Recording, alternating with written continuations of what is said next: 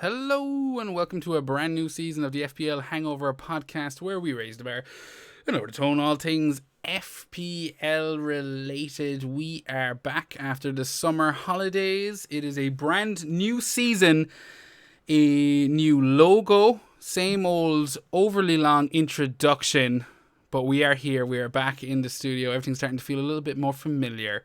And we're going to run through, all the usual shit. What's in store for Season 4 of the FPL Hangover. Here to help me make some bit of sense of that is my podcast partner in crime, Seamus. How are you getting on, my friend? Yeah, good to be back. This is weird. Thanks for having me. Weird. Thanks for inviting me back. Yeah, well, I mean, how long has it been? What's it like? We did the Hangover Awards at the end of the last season, but before that, this is the first pod in God knows how long. It's just you and me. Yeah, it's not a long overdue one because, as I said, I did return near the end of the season for a single episode. But yeah, just me and you. Patty couldn't be here tonight. I don't think. No, you said so. Patty said, "Go fuck yourself, Seamus. I'm not sharing the spotlight with you anymore." I thought it was a little unprofessional, but that's where we are. Yeah, a little bit over top. It's all that sea water. Yeah, it's driven him mad. Getting into his lungs. It's driven him absolutely mad. Sea madness. That's what they call it. No, but in all seriousness, Paddy will be back throughout the season. He is a full-time Hangover crew member now. We said that on Twitter, but I suppose that doesn't really matter if you only listen to us. Yeah. But he's not around tonight. But this is just a preseason pad. This is just kicking a bit of dust off, dust, whatever way you want to put it. And I'm delighted to get a sneak peek at your team anyway, Seamus, regardless of the podcast. That's what it's about. Trying to get those drafts in. I've started tinkering a bit more this week. I did up my team to get my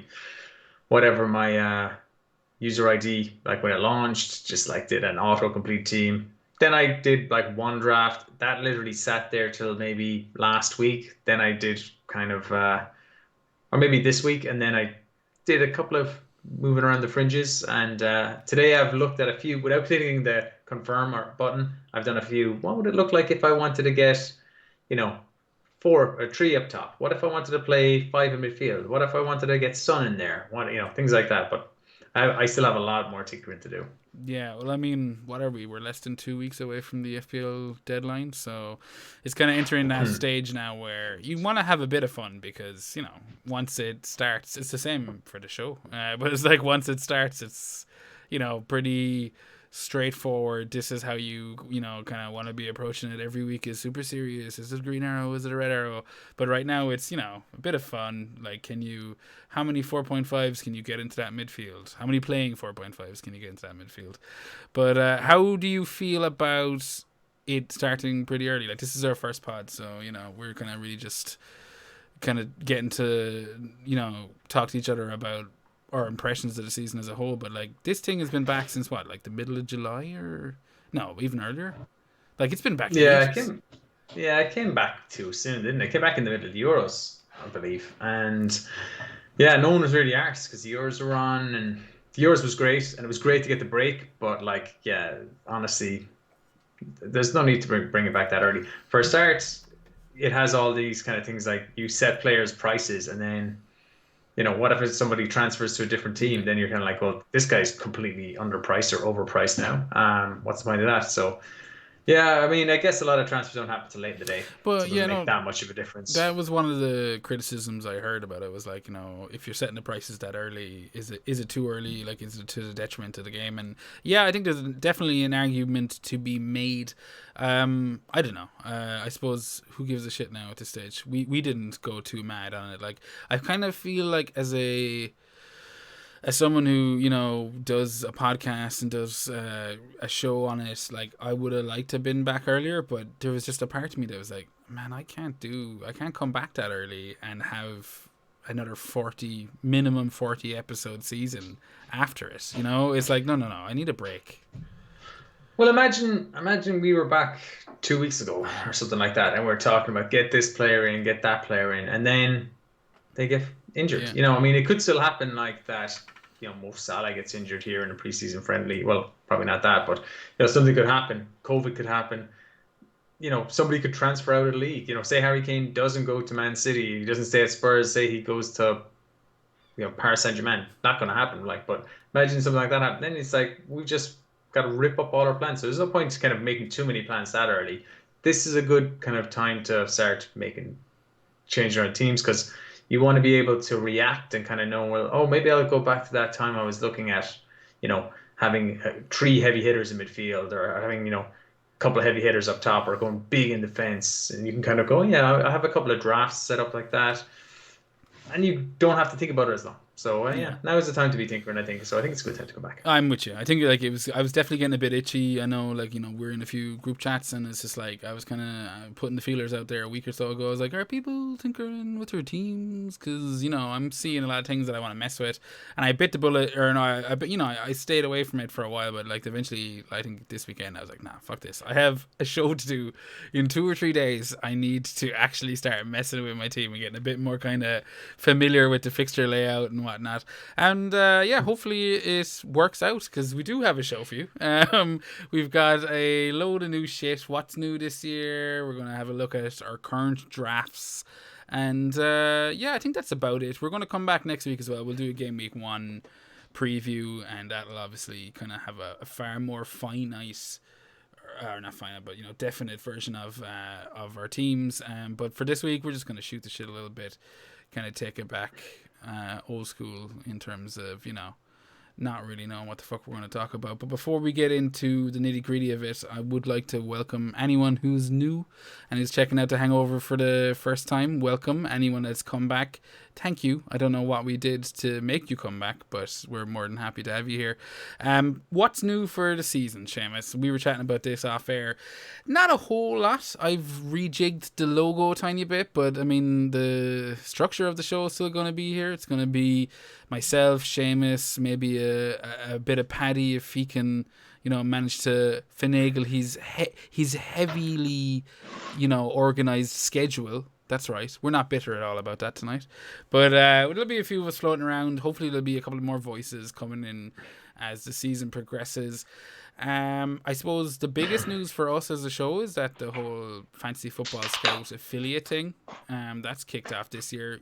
Anyone that was tuning in last year will know that we were part of the Fantasy Football Scout Academy, which was kind of class. We got to, give our opinion on little bits of articles and, kind of see what other content creators were out there. But this year it's gone all, classic. Here is your passcode, and we want you to promote the website, and I'm more than happy to do so because I'll be stealing. It feels like I can legitimately put the fixture ticker up now and start talking about stats. It's like, oh, okay, so we're okay, grand, I can do this without feeling like I'm actually robbing someone else's work. Are you You had a thing last year where you didn't really want to put up. You kind of referenced it like, "Oh, this is coming from the scout," but I could sense a reticence for you to actually use some of the stuff there without that affiliation. So I think, I don't know, I suppose I'm just a little bit paranoid about stepping on people's toes and shit, and I'm like, well, I didn't work for this, so I don't know if I should show it. But either way, this year it is going to be all above board, and there is a code in the description below if you want to go and set up a membership with Fancy Football Scout. They have a whole brand new members section that's kind of been rejigged. It looks pretty class. I'm still working around it, but you'll see it as the season progresses. But that'll help support the show, and I'm like, oh, feels like we're actually doing a real podcast now that I have to basically shill for my corporate overlords. Yeah, well, we've been using. Well, I don't know about you exactly, but I've definitely been using it for maybe 10 plus years. I could show you my screen now, and I have an FPL bookmarks folder, and there's whatever 8 or 9 different bookmarks in it, but at the top it's Fantasy Football Scout, and underneath it it's Fantasy Premier League. That's always just been the way. I think mainly because Fantasy Premier League's just usually open on my fucking browser anyway, but it's in the top 2, so for me those two kind of go hand in hand. But that's just being upfront. That's kind of what's new this year. There's also the classic mini league is back. That's there. The code's on the screen for ye audiophiles. The mini league code is PC S04E01. So politically correct 0861. And I think that's about all of the new things. I suppose Ken Corbally won that last year. Is that right? he did. Am I correct in He saying did. that? I was wondering how long I would have to go before I'd have to apologize for not sending him out his cup yet. But they are beside me, and you've passed. Look, yeah, I can tell you've passed me along. Usually that's my fault. Yeah. Usually that's my fault. Well, it's mine now. I have the cups. It's mine now. Well, you have two of them. He's due to, and I think there's a bunch of other merch we've been looking at this year that I just want to start throwing at people, like some beer mats, some pins, just stupid shit that's like, oh, here's money, put like our logo on it, and we can start handing them out. So hopefully this send it to the four corners of the world. That's the plan. Start like sticking stickers on, bathroom stalls and poles and all that stuff. Old school. That's kind of what we're approaching. But yeah, the mini league is there, Scouts there, and the rest of it is just me and you, Seamus, me, you, Paddy, whoever else we managed to finagle into. Yeah, whoever else we managed to finagle into the podcast, we're going to be running through some tips, advice, the usual kind of shit. I suppose I'm kind of rambling now because I'm like, what, do I need to say anything else? You are, come on. Yeah, I know, I'm sorry. Let's get into it. I just was like, do I need to do, something for anyone that knew? But sure, no one new listens to this. It's only scholars and madmen. But let's break it down, Seamus. How have your drafts been coming along? What are you second with now? I mean, I don't know how we had a bit of a work. I fucking you and me, we fucking playing this so long. I know how you play. We mentioned it here. Did you do your draft the same way? But first thing I did was I picked out players that I wanted in my team. They're going to be must-haves, So that was basically Fernandes and Salah. We're straight in there. There's something to be said about, maybe I don't want Fernandes or maybe I don't want Salah, but I went down that route last year and it ended disastrously. And I went without Salah and I went with Mane. That did not work. I don't want to be booking in transfers if I can avoid it. So Salah and Fernandes are straight in until I see evidence otherwise that they're no good. I'm not going to try and rejig my team to get those in because they're highly priced. Imagine trying to go from Son up to Fernandes and trying to find an extra 2 million from somewhere.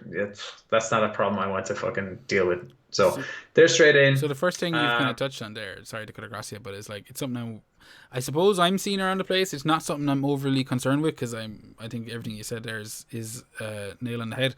But Bruno, yes, that seems to be the kind of the thing going around. Bruno Fernandes. Yeah, Bruno Fernandes. Yeah, exactly. You're banging on him. You're straight. You're going for it. I'm with you. I think it's a bit of a no-brainer. What do you make of the argument against it? I think it's a bit silly. He was the top point scorer last year. Yeah, there was a trail off towards the end of the season. The man was fucking exhausted. Played probably 50 odd games. And yeah, he was playing in the Euros, but he's had a break. And this is a man who, has said he'll play every game he can. He still is on set pieces. He's going to jam a penalty here or two. We saw it with Salah. When Salah wasn't playing well in previous seasons, he'd have penalties taking him over. Penalties seems to happen quite a lot at the start of the season. At least they did last year, and then tail off as the referees get up to speed, I guess. So I can see there being penalties at the start. They're playing Leeds in game week 1. Didn't they score 6 goals against them last year? They did indeed. Yeah, Leeds have improved a bit, and gotten a bit stronger at what they do. I can't see any reason why you wouldn't want him. I think part of the argument is, when are you going to captain him? In his first 5 or 6 games, because the games he has decent fixtures in. I think Salah has decent fixtures in, but no, you want both. You don't, just because you want both sets of points. If Salah is banging them in and so is Fernandes, I've got one. You want both of them. So yeah, it's a simple. If I try to get another heavy hitter in there like Kane or Son or someone like that, it will be in addition to them, but it will be the detriment of other parts of my team. So that's my thoughts on it. Yeah, I don't know. I can't even disagree with you there. Like, I mean, I'd play devil's advocate, as you said, like the captaincy. I've seen a few people shouting about how, paying 12 million or whatever he is for a captain, somebody not going to captain, Is it worth it? Blah, blah, blah. Oh, look how much more you can spread out the funds if you don't have Bruno. I don't know. Anytime I see that doesn't have Fernandes or Salah in it, I've instantly kind of gone, they're the first two names on my team sheet. On saying that, I think one of the very first lessons I learned on the show, like kind of once we started kind of paying attention to, more than just a website, it was like listen to so many more voices. One of the first things I kind of took from it was like, oh wait, no one is essential. Like I 100% agree with that. You can easily not have a Fernandes in your team and do just as well, but I don't know if I can talk about why you shouldn't. I think you'd be extremely lucky if you didn't have a Fernandes and you did just as well, but all signs are pointing towards them. Yeah, and I don't really kind of get why people are, saying, "Oh, Salah's essential, but Bruno isn't." Bruno got more points than Salah last year, and I think Bruno having had a proper summer, well, I say a proper summer's rest, but certainly he would have had probably more rest than the previous season, where there was very, very little time off between him. I think he'll hit the ground running. I think he'll be, he'll have like 10 goals by, Christmas, by game week 18 or whatever. So maybe more, plus assists. He's expected assists, which is not really a great stat anyway, but he creates a lot of chances. So I think I think, him and Salah are going to be the front runners for top point scorers this season. Having him in my team. After that, then, there was obviously my team. I went in and threw in a couple of 4.5s, put in my goalkeepers. I said, look, let's start off with the tried and trusted 4.5 plus 4 million keeper options. And then tried to go with, I think another must have was the Liverpool defender. I went with Robertson, even though I really want Trent. Just it's what way I landed on it. After that, then it was, I have a few of your drafts up here, and for the ones watching, you'll see me kind of scrolling through them. And for those listening, like I'll bring up some of the major talking points. But that is something that stood out. Was that I think you sent me 4 drafts today, 4 rough drafts, and Trent wasn't in a single one of them. They're not by no means complete, but like it is. Sure. I had Robertson in all of them, I think. So you did. You had Robertson, or there was a Van Dijk in there. Like there was always Liverpool cover, but I was just like, I was surprised because I was like, whoa, he's not like just underneath Salah and Fernandes for you. Well, I think Robertson kind of will do just as well to kind of cover him. I mean, I do expect Trent to have more points, but for 0.5 difference, not drastically. I'm never going to captain Trent. I'm never going to captain Robertson. So if I need to make a 0.5 saving somewhere, it'll be going for Robertson over Trent. Or if I need to save another 0.5, it'll be going Van Dijk over Robertson probably. There is a question mark about Van Dijk because he's just coming back from serious injury. And there's drafts out there that include Robertson and Alexander-Arnold. But at the minute, I didn't actually send those on because then I've got to figure out what to do with the rest of my team. So just like a Liverpool defender. But it's the way the drafts I sent you on, I needed an extra 0.5, so Trent was Robertson. Yeah, well, I mean, like I'm one of those drafts with both Robertson and Trent. Can I ask you a serious question for a second? When you hear the word drafts, do you think of giraffes? Because like all I hear is giraffe. No, just me. Can't say that I do. I don't really have a witty comeback for that. I wasn't trying to get one. That's just an honest to God question. I just keep picturing giraffes, and I'm just like, I don't really use the word drafts. I mean, I see it on Twitter a bit. What do you call it? Which is kind of why it's in my lexicon now a bit. I don't know. Yeah, I guess I don't really call it anything. It's like version 1, version 2. Yeah, I guess when you're looking at like, how do I title this fucking thumbnail?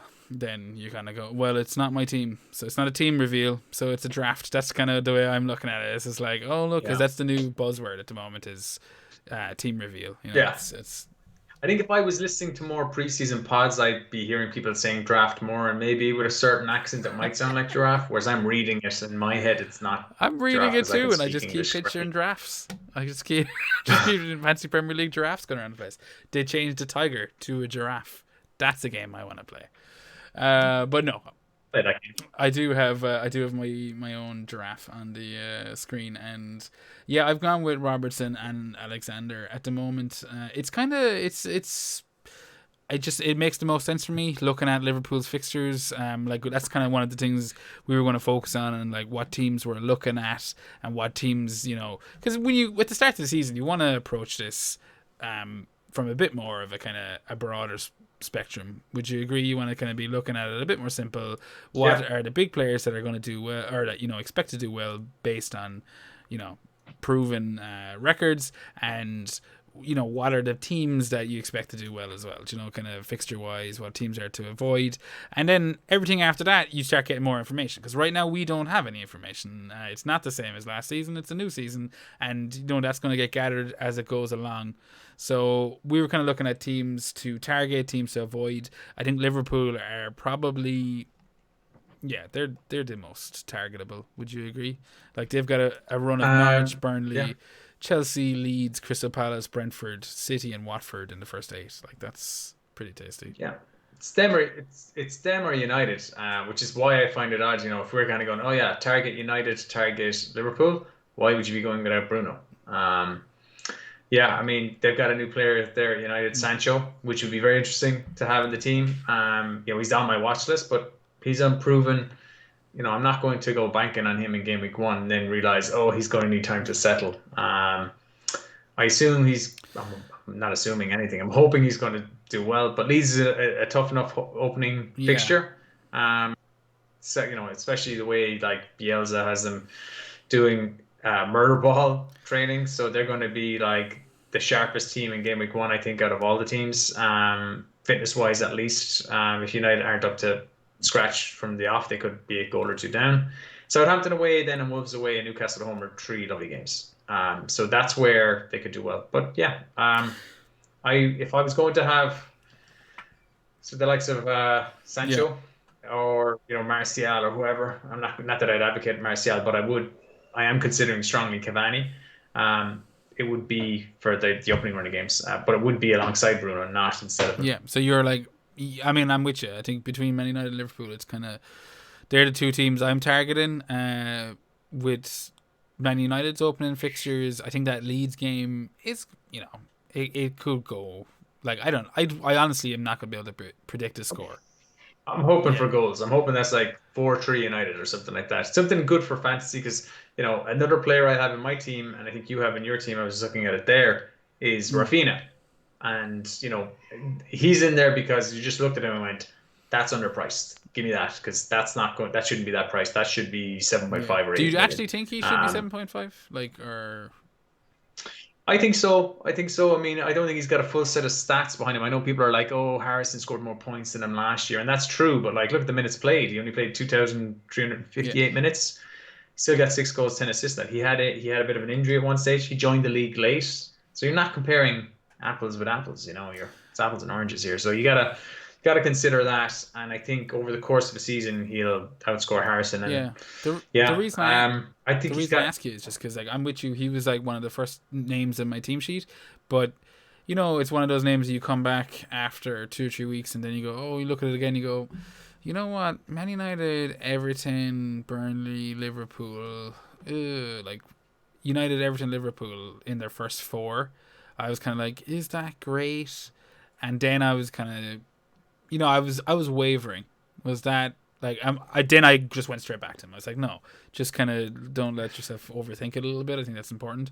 But like, is there anything to be said for Leeds having a tough run of fixtures and then all of a sudden Rafinha, who, if he doesn't deliver against Man United and Everton or Liverpool, you wouldn't necessarily, on any other stage of the season, you wouldn't necessarily get him out. But all of a sudden, that's 3 of the first 4 games he's blanked, and his price is going to start dropping because he's relatively well owned. I think at the moment he's 22%, 22.2, looks like 3 ducks in a row. The start of the season is where it's most volatile with transfers and price rises up and down. Both directions. So you've got people wildcarding as well. People are more engaged. That might drop off after, as the season goes on. So yeah, there's definitely a risk that if he blanks against United and blanks against Everton, that he probably could be seeing a price decrease there and then any blanks against Burnley, you could see lots of transfers out for Liverpool. But I mean, if he does anything in those games, he'll keep ticking along. And I can't imagine people getting rid of him after Liverpool when he's got Newcastle, West Ham, Watford, Southampton, Wolves, Norwich. He's a sort of kind of long-term hold. And now that you've mentioned that, you've highlighted it to me, I do feel like, you know what, maybe you don't need him in your game week 1 squad. I'm sorry, you've actually kind of cast a bit of doubt in my mind. I'm like, maybe I don't. Maybe I just kind of, like, as I said, go with who's on my watch list for around the same price, 6.5. Maybe I go with Saka for the first few weeks, where they've got Brentford in game week 1. Okay, well, they've got Chelsea and City, but maybe I go for, I don't know, Traore for Aston Villa. Maybe I go with Bowen or Fornals, you know, for Watford. He's someone that I was kind of looking at. He's there. Well, Villa, Brighton, Wolves, Norwich, Newcastle, Leeds, all in 7 of the first 8. There's a Tottenham game thrown in, but Watford do have a pretty decent run of fixtures for a promoted team. You know, it's like, there is always going to be that risk of how do they respond. I know that they've improved defensively, and that's kind of what people are expecting from them. And I also know that Sarr is kind of, you know, essentially their talisman. You know, like things will run through him, but he's not a centre forward. You know, and will Watford score? We remember him from a couple of seasons ago, right? When he destroyed Liverpool, single-handedly, and he was due to the league, and he looked really good in general anyway, but hit and miss. He's just got one of these wingers, a bit mercurial. He can look like a world beater on his day. He can be quiet then for a couple of weeks. That's just the life of a winger, really. And as he gets, more experienced and more used to the Premier League, you're hoping he's going to score more and more goals, more and more assists, be more consistent, and that's what you want in FPL. So for his price, I have him on my watch list. Is he 6 or 6.5? He's 6. Like that's great. And like I have looked at their fixtures. He's the only other Watford player on my team, apart from I have double goalkeepers, Foster and Bachmann. That had been Sanchez previously. Or Sanchez, excuse me, previously. And whoever his sub-keeper is, Button, I suppose. I changed that because I don't like the look of how many injuries Brighton have had. I think even Sanchez himself had a bit of a knock or something the other day. I think he's come through. I think he's okay. But like Dunk is injured. You know, Veltman, I think, or Webster or something like that. They're all kind of nursing it. Lamptey's still not back. I was started wavering on them. So I said, you know what? Bachmann, Foster. I think it was a Fantasy Football Scout article I read where it was talking about how good they were since the new manager appointments, halfway through last season. Defensively, so I'm like, okay, Watford, of the new promoted teams coming up, Brentford for attackers, Watford for defenders. That's the way I've simplified it. It's in my head. I'm like, okay, maybe double keepers. I'm a big fan of the 4.5 and 4.0 rotation. I just think Martinez is I think he's priced out of it for me. Although, if he got 186 points again, then he'd be worth it, wouldn't he? I don't know. That's the thing. I mean, like, obviously, if he did get 186 points, but I'll be honest with you. Like, that's one of the things that I'm prepping for this season is the big difference between home and away. Like, basically just having fans back in the stadium. And I do think that's going to make a difference this year. And I think Villa are one of those teams that last season, if they had fans in the stadium, be it home or away, I don't know if they'd have kept as many clean sheets. Do you know the kind of way? Like, I don't know. That's complete speculation, and I don't know, like, anecdotal, as Chieftain would say. But like, I'm looking for teams that I feel like last year overperformed defensively, and I think Villa were one of them. I don't expect them to be the same this year. And maybe that's my lazy man's excuse, is to go, oh, well, there was no fans in the stadium. But I don't know. I'm not overly convinced by Villa this year. Like, they have a decent enough run of fixtures. Like, I'm all for them attacking wise. They have Watford, Newcastle, Brentford in the first 3. Like, that's a really nice run of games. So if you're one of those managers who are looking to target the wild card after the first international break, and just hit the first 3 like hard and heavy, then Aston Villa are a team that you're going to go in on. And I'm in on them with the likes of Watkins and Buendia, who I think picked up a bit of a knock and missed a match today, but in general, like, he was in a couple of my drafts. I'm no problem with attacking wise, but defensively, 4.5 is probably as much as I'm willing to spend on a Villa asset right now. And target, unfortunately, is 5 million this year. Who, as you know, they all are. They all are, yeah. Well, that was one question I was going to ask you because it was something I noticed, like when you're talking about who's got good opening fixtures. Villa definitely, as I said, the first three fixtures are great. I have Target in my team. Mm. I didn't notice, like, I didn't notice any in your team. I didn't even notice. You mentioned Bundia and you mentioned Watkins. They're not in your team. You know, you don't seem to have any Villa cover. So I was like, he mustn't like those fixtures. Or it does get very tough from game week 4. Like as I'm looking at it, like from game week 4, it's Chelsea away, Everton home, United away, Spurs away. So that's three tough away games there, with a home game against Everton, which is not exactly ideal. The first three are good though. That's why I think I'm happy to have a defender and then just find other like rotating defenders for game weeks 4, 5, and 6 and 7. Which is I'm happier enough to just have Target Mm. and not what's his face Martinez. I don't Could know. be a disastrous decision because like he did outscore him by like nearly 50 points last year. Yeah, I had two of them last year, so I've fond memories of both Target and Martinez. I was kind of doubling up on the Villa defensive kind of thing, but again, they were both 4.5s at that time. This year, I'm a bit more kind of wary of them. There's another team that I wouldn't touch at the moment, but I'm also kind of looking at maybe down the line. And that's Crystal Palace in terms of budget clean sheets. It'll be interesting to see how Vieira kind of settles in as a manager, but they have a rotten run of opening fixtures, so we obviously won't spend too much time talking about them. But I suppose in my head, I'm just kind of going, oh, there's a bunch of 4.5s that might start coming in, a couple of weeks later. Chelsea, Yeah, Brentford, West Ham, Spurs, Liverpool, all in the first 5. Like, I mean, obviously Brentford's tasty enough, but that's a fucking nasty run of they're fixtures. they're definitely on my avoid list, at least Yeah. until we know more about them and the new manager could see how Vieira does. But like this kind of there's a stink of what was your man Ronald Koeman? No, not Ronald Koeman. Who's the De guy that got Boer. in? De Boer, yeah. Yeah. When they got in De Boer as manager, there's a stink of that off them. I hope Vieira does well. But this could go south quickly. Yeah. I think Uh, everyone's kind of like because going, they have a tiny squad. "Hmm, They have some good players though. So it'd be interesting. And they signed that Anderson guy with Fulham. Now yeah, he that's looked a pretty good good in signing." games. He looks like a handy player, but at the same time, he did get relegated last year. Now, is he that good? How many times have you seen players get relegated? They get picked up by a team battling relegation the following season, and then they get relegated. I'm thinking like Philip Billing and stuff like that, who went, who's he with Huddersfield, then to Bournemouth, and just successive relegations.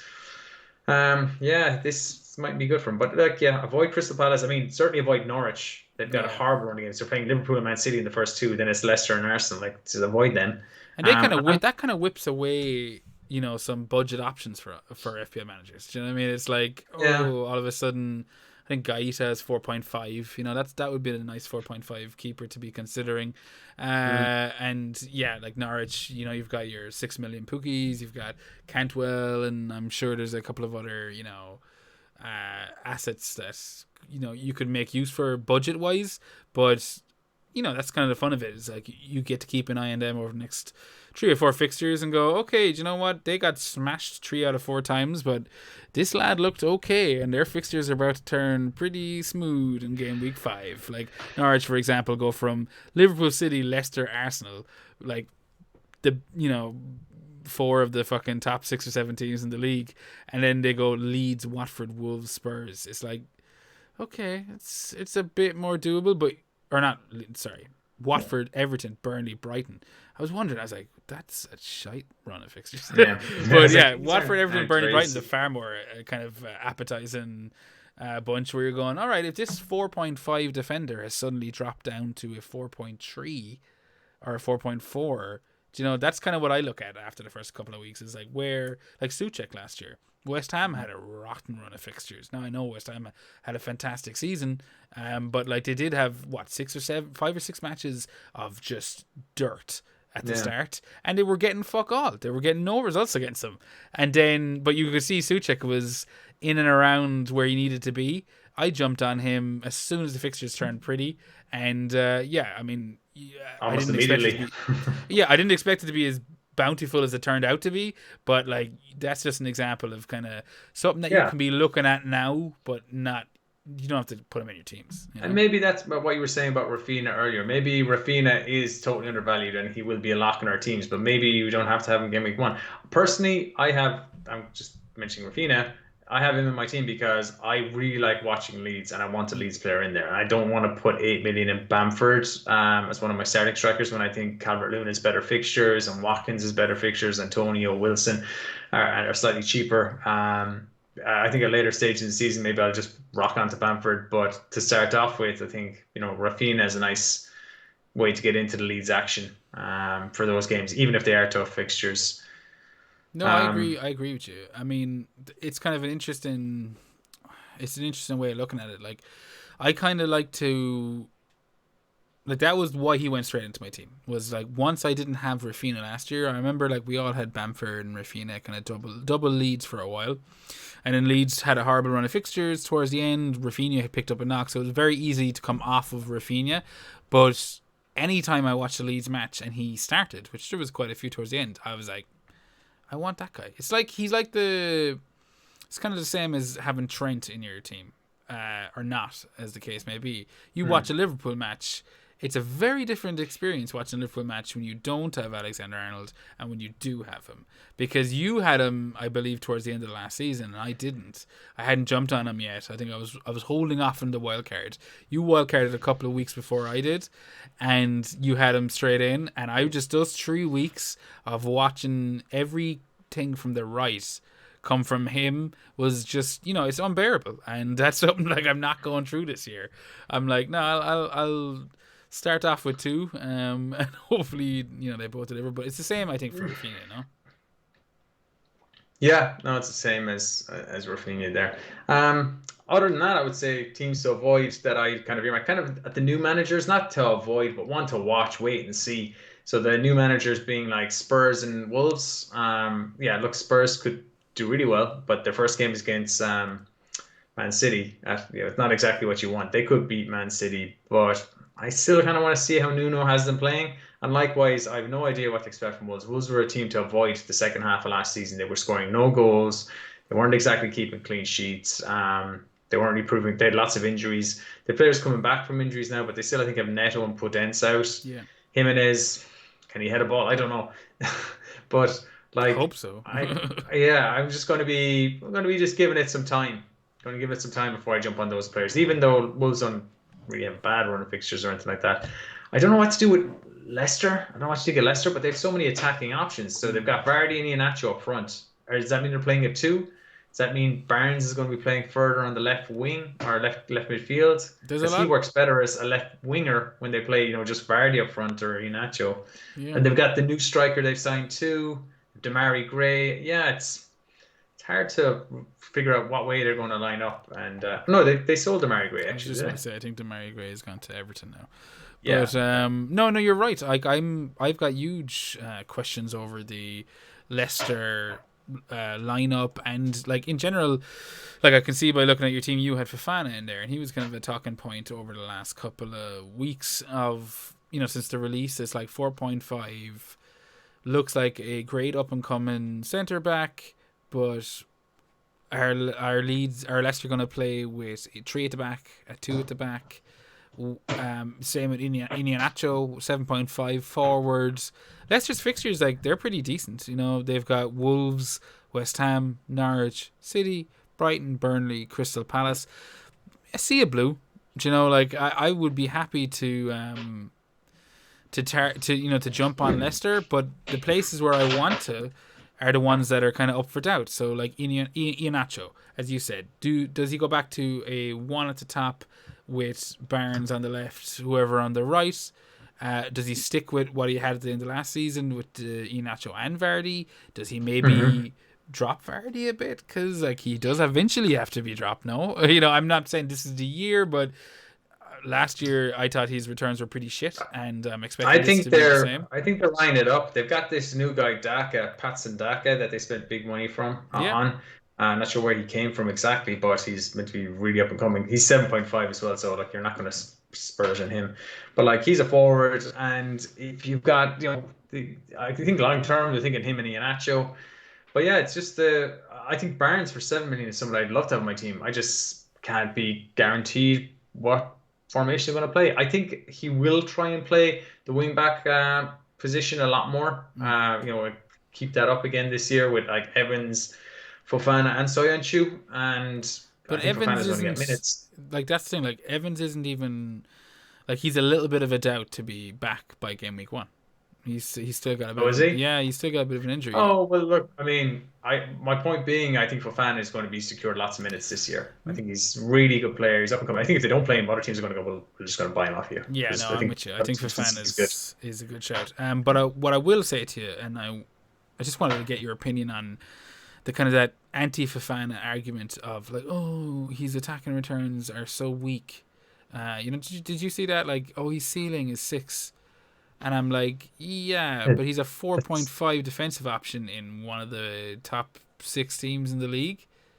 Do you Yeah. know what I mean? Like, No, I didn't. I didn't see that argument. that's That's actually silly. been profligate. Like, that's been spread out. Is like, and I know it might mean anything, but it's just to me, I was licking my lips, and whenever I see something that's so counterintuitive, I'm always going, oh, like, am I way off the ball here? Like, is he not great value? So seeing you with him in the team is kind of like, okay, so he is worth something. I think the rotation has kept me off him for now, though. But I think he's ceiling wise, I underpriced. I don't give a think. fuck. I think if Target is worth 5.0, Yeah, then Fofana is worth 5.0. And like all those Leicester defenders should be worth 5.0. So the fact he's 4.5, like I don't know that's a why compared to the promoted others. team's price. For a team that have finished, as highly as they have done for the last 2 years. Yeah, I think that's like as I said, that's like the Rafinha pick in that I think he's been underpriced. I think he's great value. I think get him in my team. So what I did there with my team is I just kind of picked. I think I have Robertson, and then my second defender is going to be either Shaw or Digne. Now that could be also Alexander Arnold if I do some tinkering. But I kind of got like a 7 million. I've got a 5.5, either Shaw or Digne. It's Digne at the minute, but it was Shaw there for a while as well. Hmm. Because it's fixtures. And then I have like Target, who's 5, White, and Fofana, who are both 4.5. Because whatever way I worked it out in my little spreadsheet, I was like, oh, I can get like one of those with a really good fixture each and every week. So like if I'm playing like 3-4-3 or 3-5-2, which is kind of what I'm intending to do, this works out really well without having spending too much in defense. But then I've got to figure out, how to distribute the funds in midfield and attack appropriately. That's the part of the puzzle I haven't yet figured out.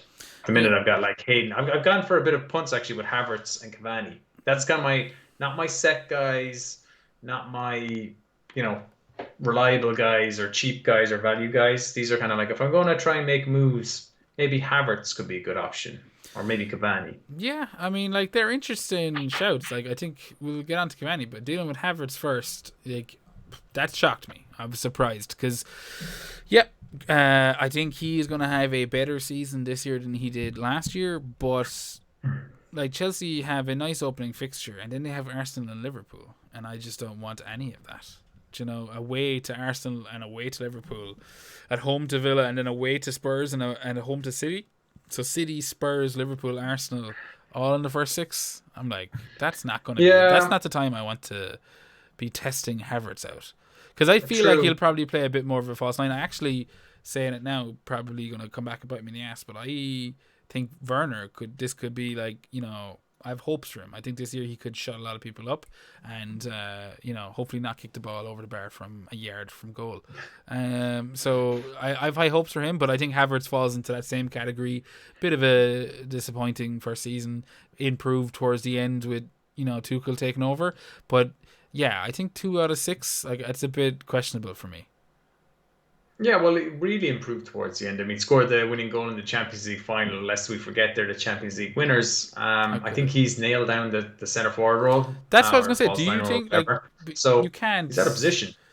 Yeah, yeah, okay, maybe. I mean, like I still am in doubt. Like, I mean, maybe I don't deserve to be, but I'm still like, is he a centre forward?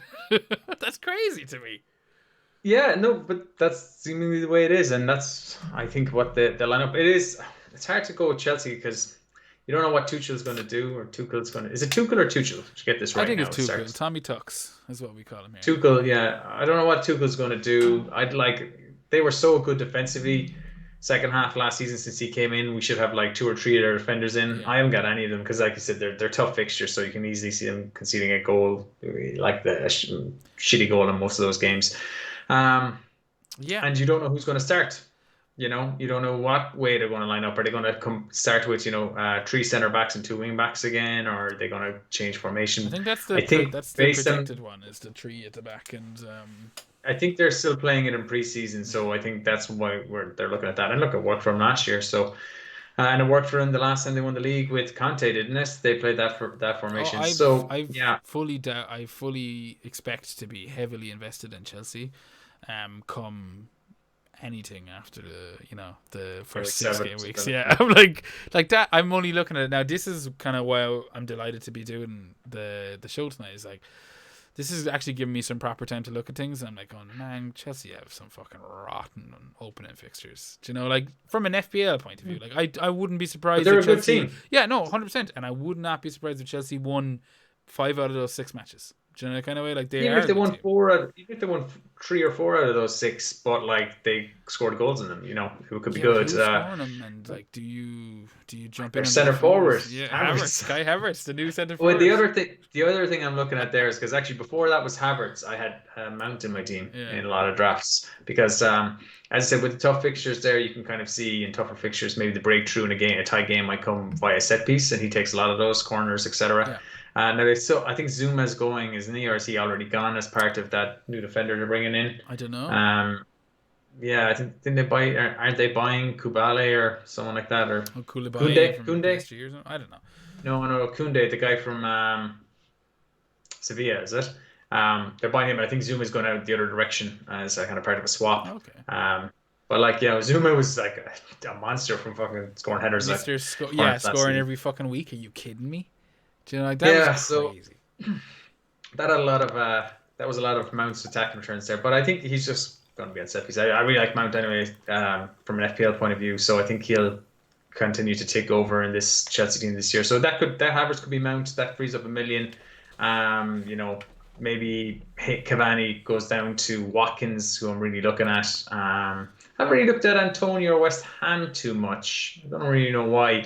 And one of the players there that everyone seems to be talking about that I don't have, I've completely overlooked in my teams, is Tony for Brentford. Yeah. Have you looked at him? Yeah, no. He had. I mean, like, he's pretty much been in. He was in my first draft, and then I started kind of going with the whole ideology of like don't have players from promoted teams, and I was reading, I think it was Hindu Monkey, who I still owe a pint for jumping on the awards show last year, but he was talking about for every Brent Bamford there is a Cameron Jerome or some other obscure forward, David Nugent, and I was thinking, but the year before that there was like Pookie, and it's I mean, like I think I agree with the overall sentiment, but 6.5.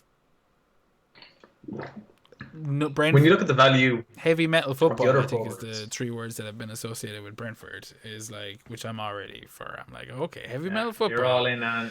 Like, if it after they said heavy metal, you're all in. Yeah, and if it's anything like Blackpool, which is what I'm kind of the closest comparison I'm hearing, is and they were a team. They were a fun team to get in on FPL. I'm trying to remember anyone outside of Charlie Adam, but there was a couple. Like, I can't remember who was up front. I feel like he used to play, like, he's been in a few teams, but whatever. Don't put me on the spot because I can't remember. I know, I wasn't going to, but I guarantee if I found his name, you go, yeah, that fucking guy. But yeah, if it's like that, I'm kind of willing to take the punt. Also, like last year, I didn't go with Bamford. Sickened I didn't do that. It was because of this logic, this promoted team stay away from him. I was like, no, we'll wait and see how Bamford settles, and he fucking settles like he's been there his whole life. And this year, I don't know, I'm think like I like looking at your team. You have Obafemi, and he's just a 4.5 holding on this draft. He's just a 4.5 holding kind of striker, and I part of me is thinking to myself, I can just jump off of a 6.5 Tony People go, where do you go from? Where do you go from a 6.5? Like, there's nowhere to go after that if you don't have any money. Well, you can go down. You can turn him to your 4.5 and turn your shitty defender into an actual viable asset. And there is enough of them this season. You know, there's plenty of 5.5 defenders that I'm like, yeah, I have no problem paying 5.5 for that guy. He's pretty fucking attacking. But yeah, what I've noticed the last couple of seasons, sure, is that the strikers usually start off the season really well. So like the likes of Calvert-Lewin, Bamford, Pookie, all the cheap strikers, Wilson, they all start kind of getting into the goals at the very start of the season. You're like, oh, Jesus, loads of goals here, and then it kind of dries out, and you're like, geez, all these guys are on for like 20 goal seasons, but then sure they never end up that way. They all end up with like 13 to 15 goals or whatever, because it dries up as the season goes on with fatigue. But they're sharp at the start. Defenses aren't as tight. It takes a while for the defenses to get up to speed. So there's not as many clean sheets as you kind of expect, and there's more goals for the strikers, not just in general, but just for the strikers, I think. So I always start off with like 2 cheap or mid-priced strikers. So I think last year I started off with, I don't know. I started off with like King and Wilson one season with Bournemouth, I think, oh, look at you smiling. It's been so long since I saw you smile. So sad. But I think it's a mistake. I think a decision I made pre-season was like, okay, I'm gonna put in 3 decent strikers, and whichever striker isn't firing or doesn't look like he's firing, whatever team doesn't look like it's performing well, get rid of that guy. Say I get in Calvert-Lewin and Everton looks shite, and it's like, okay, Benitez hasn't got him playing the way he needs to. They're just not scoring. 2 or 3 games. Yeah, it just could take 2 or 3 games. You look nowhere near it. They're totally played off the park. Then I can go, right, well, look, he's 8 million. I'm going to move him to Tony then, or I can move him to Antonio, whichever striker I don't go with, and it's easy to move around. So that's what I'm kind of thinking, and that means not having, playing differently than what I usually do, where I usually have at least one 4.5 million striker and a 4.5 million midfielder. And you usually, just for what it's worth, you usually have a cannon fodder defender, which you don't have this season. Yeah, I'm not doing that this year. So I'm trying to. What would you have? You'd have 3 4.5s. That'd be 13.5. You normally have 17.5. With your 4 million subkeeper, your 4 million defender, and 4.5 midfielders and forwards. Yeah. I'm trying to spend a bit more on it this year, but it just means I'm going to have to sacrifice. So like the likes of Havertz could be Mount, could even be like someone like Buendia. I don't know. It's how you budgeted it. So I don't know. I think I'm going to go 3 playing strikers though. Yeah, that's my plan. I know I have what's his face. I know I have Obafemi in there at the minute, but looking at that, that's kind of setting off an alarm bell in my head where I'm going. You said, Seamus, that you're not going to do that this year. You're going to try it differently. But I'm going to keep Salah and Fernandes. Maybe I take out Rafinha. You've kind of talked me up to maybe Rafinha isn't as nailed as I need to. Maybe I can just come on to him in game week 4 or 5. Yeah, see, that's where I'm lying with it. But he's still in my team as well. But I'm just like, then would you rather be looking at him than for him? That kind of way. It's like I was with Tony. I think Tony's going to have a great season. I think Rafinha's going to have a great season. But are they going to have a great game weeks 1 to 3? Which is all I'm concerned about right now. Yeah. So, I suppose that kind of brings us on to our closing topic is, what are you thinking at wildcard wise? What's your approach for the wildcard? I'm going to approach it like I don't need to use it. I'm going to keep it till, game week 10, 15, 18, whatever's the latest I can use it. Is that different from last year? Sorry, just to jump in there. No, last year I kind of made the decision I'll probably wildcard early. So it is different. Probably wildcard somewhere. Yeah, it is different. Last year I was like, I'm going to try and wildcard, somewhere between game week 3 and 8, kind of get on top of the price race. But this year I think just going to take points hits. I need to be more aggressive with points hits. I didn't do it last year. I try not to spend too much on points. This year, if I want to get players in, I'm not going to worry about the -4s, especially in the first 5-6 game weeks. This is where pricing goes up so much. I'm going to try and make more early transfers this year. I think if I identify a player I want on a Sunday, and it looks like they're going up on a Monday, then I might just do it that night. As long as I haven't got a fixture, a Champions League fixture. But I'm not going to wait around. I'm just going to take that'll bite you in the ass once a season or twice a season or something like that. A couple times if you're unlucky, but generally you get away with that. So I'm just going to try and get more value in my team early doors if I I can. get you. No, it's interesting because like that wildcard approach, I'm seeing that bandied about the place as well. Target the first three wildcard after game week. Three get in the international fixture. If you look at like I think game week 8, it's there's another kind of fixture swing there. I mean, look, it makes sense. I'm with you though. Like that's always been my approach. It's I will wildcard when I need to wildcard. I want to build my team so that I don't wildcard. That I don't need to wildcard. And if like I understand the whole going in heavy and allowing, but I don't know. Like I think the wildcard is just worth a lot more than that. Do you know? Like if you're going, It is. yeah, And if you can kind of get your team to where you need it to be with a -8, or a -8 one week and a -4 the next week or something like that, then maybe just do that and save your wild card for when it may be required. Like as you said, it's the most important chip. And last year was the first year I kind of said, look, I'll probably use it early doors because I hadn't used it early doors in a few seasons, and I know it can make a huge impact if you use it,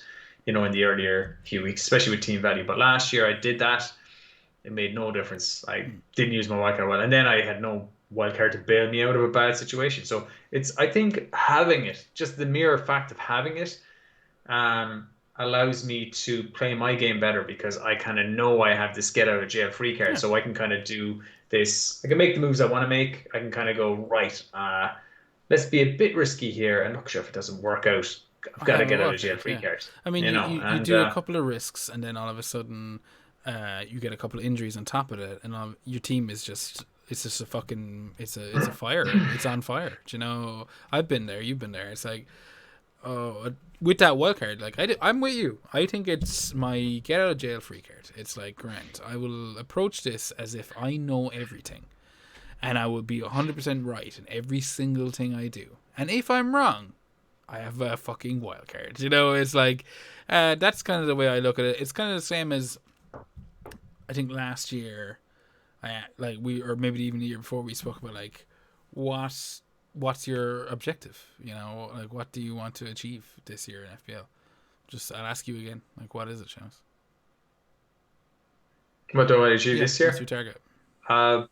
It'd be great to win FPL There we go. finally. Playing it like 13, 14 years or whatever it is now, and I still haven't won it. Feel like expectations are, it's a lot of Yeah, expectations for me to do the well this longer year you leave it and without win this. winning it, the more embarrassing it's going to be. The less valuable it'll be when you Yeah. eventually win it. I'm the same. I think we're getting a bit too long in the tooth to not have a victory under our belt. But Do you have your trophy from our mini league this with you at the minute? not with me. I actually don't know where it is. That's worrying. No, I do not have it with me, but I'll find it. It's probably at somewhere. I think I left it outside because I was reorganizing the shelves today. So anyone who is watching on YouTube, like, subscribe. You'll see a slight reworking of the background, and hopefully I can improve on that. But I think we've run our course with tonight's show, Seamus. It felt good. It felt loosey goosey. Maybe that's not so good for the listener, but it's fucking good for me. So yeah, I'm with you. No, it felt good. It felt good. I liked it. Yeah, I mean, like I was listening. I genuinely was kind of getting lost in a lot of what you were saying there in terms of, oh, that's actually not something I've thought about, and like Cavani, like tonight. I know we didn't even talk about Cavani much, but he's someone that I was looking at your team, and I was like, yeah, that's someone I was looking at early. That if I'm punting, if I want a couple of slight kind of differentials, he's someone that it's very easy to change my mind on. Do you get me? Like very easy to go to someone Yeah. else if he's not working. If you can make that, because I've had 0.5 left over a couple of times this season, depending on what I do with fifth spots. Like, do I go two 4.5 midfielders, like a Brownhill and Gilmore, looking pretty appetizing? I think they'll get like 90 minutes, which is all you want. And it's the same with the defenders. If I wanted, like, there was a couple times like I have 0.5 here, I can put that 0.5 into the likes of a Cavani, and if I'm wrong, say Calvert Lewin does fucking Benitez just gets it right with everything. He takes up from where Ancelotti left off, and DCL just continues. I can just drop Cavani down to him, because I'd only be looking at Cavani for maybe 2 or 3 weeks, like till the Champions League kicks in, because that's when I don't want any of that. I think after that he's done. That's the risk, isn't it? People are worried that, like, oh, he's going to get rotated and have his minutes managed because he's old, but he's not old. He's younger than me, so he can't be that. He's pretty old, buddy. No, he's old in football terms. But I mean, like, they have a week between all their games for the first 4 game weeks. Okay, then they've obviously got the international break and whatever. But I think there's plenty of time. Like Leeds, we know Leeds can concede lots of goals. You know, United scored lots of goals against them last season. But the question is just while we're on it, because I meant to say it a while ago. Do you think United keep a clean sheet in game week 1?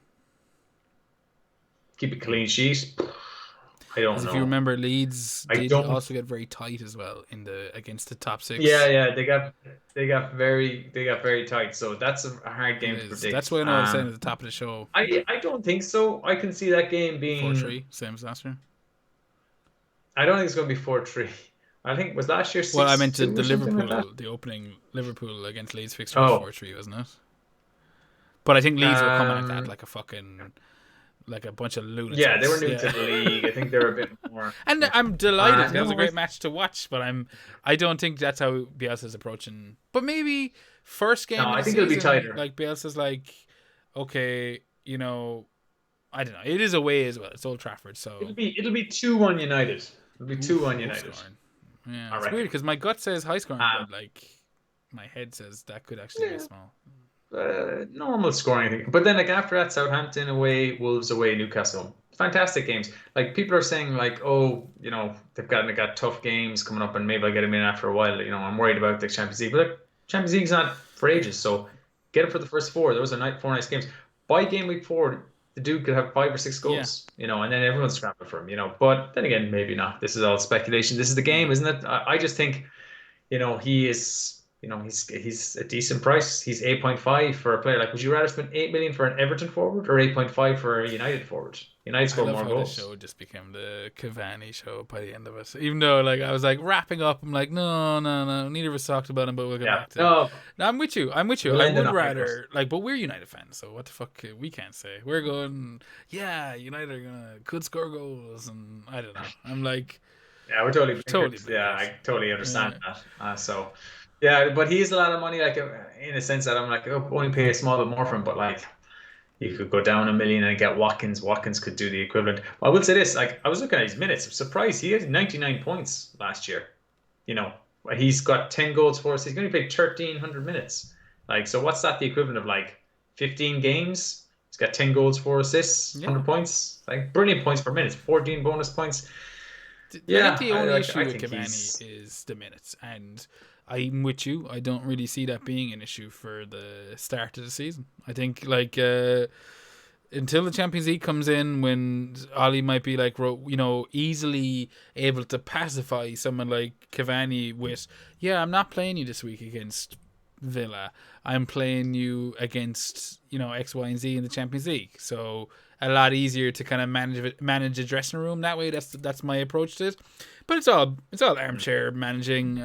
We'll know more as the season progresses. But as it stands now, you've heard it here first, folks. Cavani, he's the must-have striker this year in the FPL. I think we'll wrap it up there, Seamus. I don't have a whole lot more to say. I suppose next week I'll have to have the whole spiel ready and the whole X, Y, and Z. I suppose I could say subscribe to the YouTube channel. That would help us. Leave a review, like, share, all of the usual bullshit. Get your fucking, long lost relatives to do the same thing. You know the drill. Seamus, where can people find us at, though? We're on the internet. I'm glad you remembered. Yeah. No, I can't actually. I've been unprepared for this because it's been so long since I've done it. You can find us on Twitter mainly, I guess, at FPL Hangover. I'm at FPL Drunk if you want to follow me, but follow the pod certainly. We're also on YouTube. You'll find our channel, FPL Hangover podcast. So look for that. Like, rate, and review. Subscribe so you can get alerts to our weekly podcasts. We're on all the good platforms as well. So we're still on Spotify. We're on Apple Music, not Apple Music, but Apple Podcasts. All the big ones. Podbean, all these fucking things. I don't know. Anchor, all the There we ones. go. All this All stuff. this stuff. Everyone knows by now. If you've listened to one podcast, you've listened to a fucking thousand. That doesn't mean it's any less important for you to do it. So, come on. Especially if you... Yeah, but the best thing you can do is subscribe to these things, because, I mean, surprising the amount of people that don't subscribe and they don't get a notification that new episode's out. Like, I mean, if you don't get the notification, you miss an episode How would you insightful keep advice. up with the continuity of the show if you're missing weekly episodes? There'd be in-jokes going right over your head. I'm with you. But it was nice to have you bait out the contact details once again. We'll leave it there, folks. We will be back next week. We'll do a game week 1 preview. Should be a little bit more professional, We'll get some sage advice ready. Seamus, do you want to say goodnight to anyone? No, just best of luck this upcoming season, guys. I think I should be here next week as well. I may not be here every week. It's going to be child dependent, family dependent, but I'll always try and get here. So hopefully we might have someone else on with us as well. Can make it a 3-man show. We're gonna fuck around. It's gonna be some interesting shit going on this year. I'm gonna go back to saying may your hours be green, because when I used to say that, I used to do well in FPL. Last year I stopped saying it, and then I started doing terrible. So may your hours be green, guys. Damn right, Seamus. And it doesn't make much sense this week because obviously no one's hours are going to be anything between now and next week's episode. So I hope you. Well, they'll be grey arrows because it's the first game week, isn't it? So I'll cut all this from the show. Don't worry about it. This will 100% will not make the final edit. But you've got your hours be green, and I got my God bless. So I'll see you next week, everyone. Good luck.